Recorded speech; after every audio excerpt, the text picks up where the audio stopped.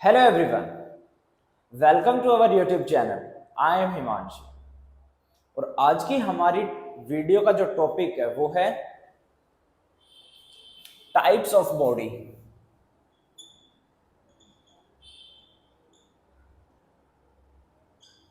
Types of body, कितने type की body होती है।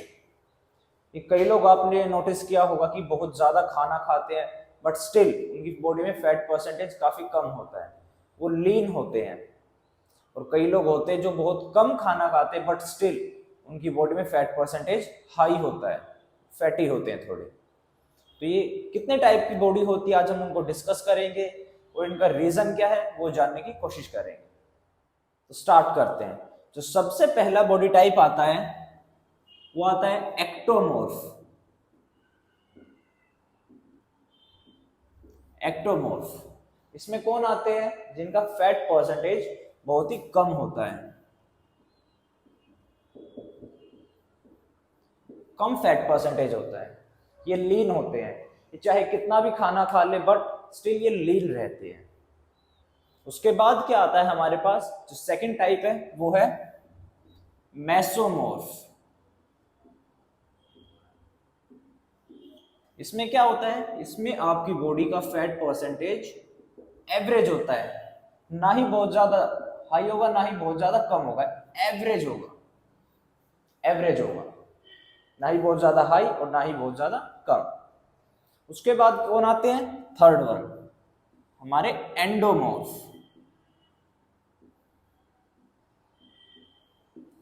इनमें क्या होता है, फैट परसेंटेज हाई होता है, फैट परसेंटेज हाई होता है। तो ये तीन तरीके की बॉडी होती है। एक्टोमोर्फ, एक्टोमोर्फ में कौन आते हैं जिनकी बॉडी में फैट परसेंटेज कम होता है। मेसोमोर्फ, मेसोमोर्फ में कौन आते हैं जिनकी बॉडी में फैट परसेंटेज आइडियल होता है, एवरेज होता है, ना ही बहुत ज्यादा हाई और ना ही बहुत ज्यादा लो।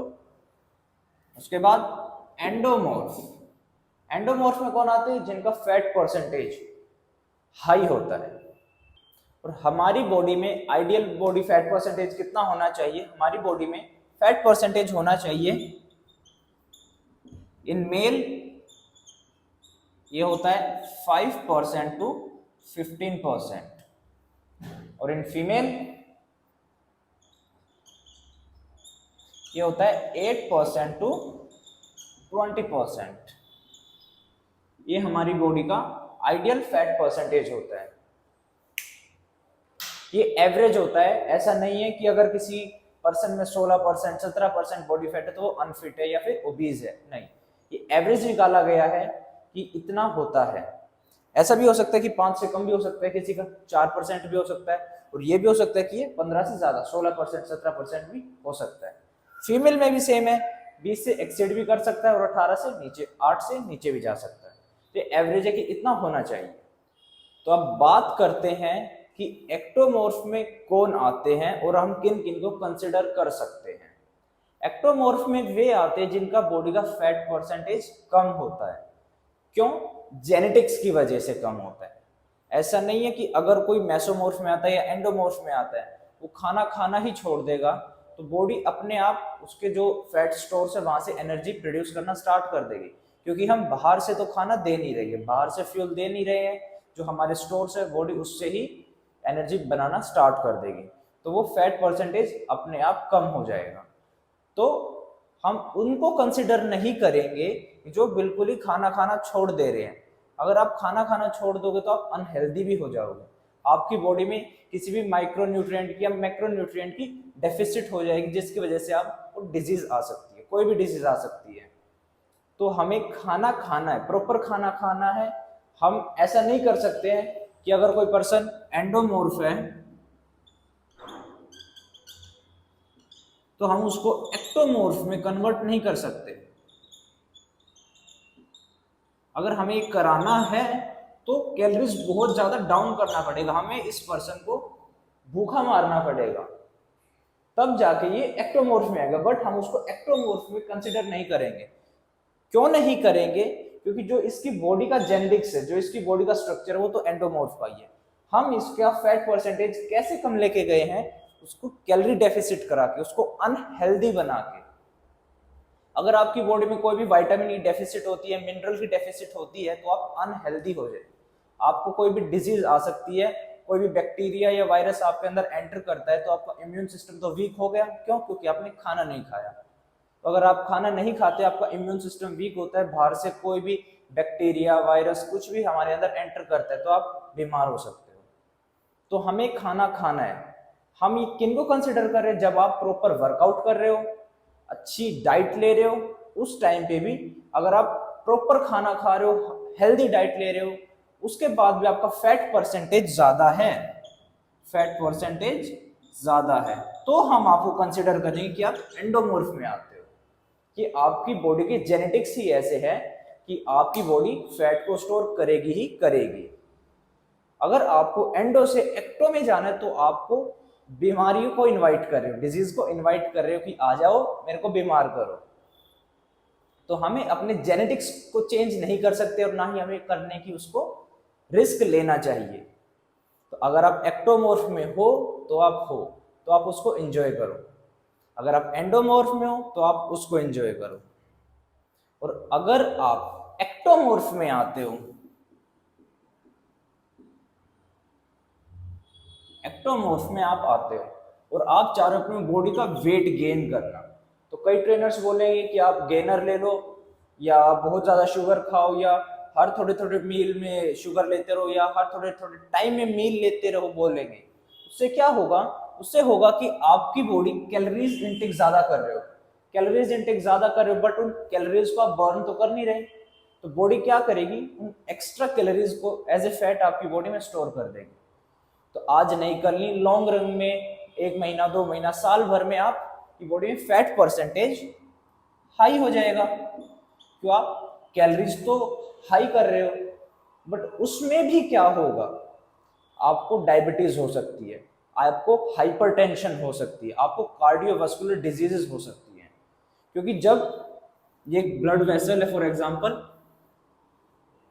इसमें ब्लड फ्लो हो रहा है, जैसे ही आपने हाई कैलोरीज इनटेक की, आपने हाई शुगर लिया, हाई कार्बोहाइड्रेट लिया, बट आपने वो कैलोरीज तो बर्न की नहीं, आपने बॉडी को स्टिमुलस तो दिया ही नहीं कि अब आपको एनर्जी नीड करनी है, यूटिलाइज करनी है, बट आप देने लग रहे हो, एनर्जी दे रहे हो दे रहे हो दे रहे हो, बट आप उस एनर्जी को यूज नहीं कर रहे हो। तो क्या होगा? ये आपका ब्लड थिक होता जाएगा, थिक होता जाएगा, शुगर लेवल बढ़ता जाएगा, तो आपकी बॉडी इंसुलिन को सिक्रीट कराएगी। इंसुलिन सिक्रीट होगा, उससे क्या होगा? जो एक्स्ट्रा शुगर है, जो ग्लूकोज है इसमें, वो हमारी बॉडी लेके जाएगी सेल के अंदर, सेल के अंदर लेके जाएगी। बट यहां पे हमने ना तो एटीपी स्टोर को कम किया, ना ही ग्लाइकोजन स्टोर को डिप्लीट किया। तो बॉडी क्या करती है? जो ये एक्स्ट्रा शुगर है इसको फैट में कन्वर्ट कर देती है, फैट में कन्वर्ट करके उसको एडिपोसाइट में स्टोर कर देती है। और जब ये शुगर यहाँ पे एक्स्ट्रा हो जाएगा तो ये चिपकता चलेगा, रब होता चलेगा ब्लड वेसल्स के साथ, और ये ऐसे होते होते होते होते एक टाइम आएगा कि यहाँ ब्लॉकेज हो जाएगी और फिर आपको हार्ट अटैक आने के चांस बढ़ जाते हैं। और अगर आप उससे बचना है तो यहाँ पे बाईपास सर्जरी कराओ या फिर इस एरिया को क्लीन कराना पड़ेगा। ये दोनों ही सर्जिकल मेथड होते हैं। तो अगर आप हाई कैलोरी रखते हो, क्यों? क्योंकि आपको एक्टोमॉर्फ से एंडोमॉर्फ में जाना है, तो भी आप बीमार हो गए, तो भी आपकी हेल्थ खतरे में है, हेल्थ खराब हो रही है। और एंडोमॉर्फ से एक्टोमॉर्फ में आओगे तो भी वो हार्मफुल है, आपकी हेल्थ खराब होगी। तो हमें अपने जेनेटिक्स के साथ खिलवाड़ करने की नीड है नहीं। अगर आप एक्टोमॉर्फ हो कोई बात नहीं, आप अपना मसल मास तो बढ़ा ही सकते हो। अगर आप वेट गेन करना चाहते हो तो आप अपना मसल मास बढ़ाओ, प्रोटीन इनटेक हाई करो, अपनी बोन मिनरल डेंसिटी बढ़ाओ, तब भी आपका वेट गेन होगा। और अगर एंडोमॉर्फ में आते हो तो कुछ कर ही नहीं सकते हैं, आपकी बॉडी फैट को स्टोर करेगी ही करेगी, वो आपकी जीन्स ऐसी है, आपकी बॉडी ऐसी है। बट आप लोगों को एक इंटरेस्टिंग फैक्ट बताऊं कि अगर आप एंडोमॉर्फ में आते हो, अगर आप एंडोमॉर्फ में आते हो तो आपको एक चीज का बेनिफिट है कि आपकी बॉडी में फैट स्टोर ज्यादा है, एनर्जी आपकी बॉडी में स्टोर ज्यादा है, तो इन स्टारवेशन पीरियड अगर आपको खाना नहीं मिलता, 1 दिन 2 दिन 3 दिन अगर आपको खाना नहीं मिलता है, तो आपकी बॉडी में एनर्जी पहले से ही स्टोर है, तो आपकी बॉडी वहां से एनर्जी को यूज कर सकती है और आप सरवाइव कर सकते हो। बट अगर आप एक्टोमॉर्फ हो तो उस टाइम पे क्या होता है, आपकी बॉडी में फैट स्टोर ज्यादा नहीं होता है और स्टारवेशन पीरियड में आप सरवाइव नहीं कर सकते। तो ये बेनिफिट है एंडोमॉर्फ होने का और यही ड्रॉबैक आपके एक्टोमॉर्फ होने का। तो ये थी आज की हमारी वीडियो कि कितने टाइप की बॉडी होती है। 3 टाइप की होती है, एक्टोमॉर्फ जिनकी बॉडी में फैट परसेंटेज कम होता है, मेसोमॉर्फ जिनकी बॉडी में फैट परसेंटेज इक्वल होता है, एवरेज होता है, आइडियल होता है, ना ज्यादा हाई होता है ना ज्यादा कम होता है। उसके बाद आता है एंडोमॉर्फ। एंडोमॉर्फ में क्या होता है, फैट परसेंटेज हाई होता है। अगर आप एक्टोमॉर्फ में आते हो तो आप हाई कैलोरीज ना करें, कार्बोहाइड्रेट का ज्यादा इंटेक ना करें। क्यों? उससे आपकी बॉडी में CVD, cardiovascular disease, diabetes, hypertension, atherosclerosis होने के चांस बढ़ जाते हैं। क्यों? क्योंकि आप शुगर का इंटेक ज्यादा कर रहे हो, बट आप वहां पे बॉडी में नीड तो क्रिएट करा ही नहीं रहे, आप एनर्जी को तो यूज कर ही नहीं रहे। जो आपने इंटेक लिया उसको आपकी बॉडी सीधा सीधा फैट में स्टोर कर रही है और उसको फैट को स्टोर करने के जो प्रोसेस है, शुगर से, शुगर हमारे ब्लड में आएगा, ब्लड से सेल में, सेल स्टोर्स चेक करेगी, उसके बाद वो एज ए फैट में स्टोर होगा। तो इस पूरे प्रोसेस में आपकी बॉडी हार्म होती है। जो आपके ब्लड वेसल्स है उसके साथ रब होता चलता है शुगर, वो ट्राइग्लिसराइड्स वो रब होते चलता है, तो आप अपनी हेल्थ को डेंजर में डाल रहे हो। और अगर आप एंडोमॉर्फ हो, एंडोमॉर्फ से आप एक्टोमॉर्फ में जाना चाहते हो, तो आप कैलोरी को कम कर देते हो, कैलोरीज इनटेक कम कर देते हो। उससे क्या होता है कि आपकी बॉडी में जो मिनरल्स है, जो विटामिन्स है, उनकी डेफिसिट हो जाती है। आप खाना नहीं खाओगे तो आपका इम्यून सिस्टम वीक हो जाएगा और कोई भी बाहर से बैक्टीरिया आता है, वायरस आता है, तो इन्फेक्शन के चांस बढ़ जाते हैं, क्योंकि आपकी बॉडी में वो स्ट्रेंथ है ही नहीं कि वो उस बैक्टीरिया से, उस वायरस से लड़ सके। तो आप जैसे हो वैसे ही खुश रहो। एंडोमॉर्फ का बेनिफिट भी क्या है कि आप लंबे टाइम तक सरवाइव कर सकते हो बिना खाने के, और एक्टोमॉर्फ में वो ड्रॉबैक है। तो ये थी हमारी आज की वीडियो, कैसी लगी कमेंट करके जरूर बताना। लाइक करें हमारी वीडियो को, सब्सक्राइब करें हमारे चैनल को। Thank you.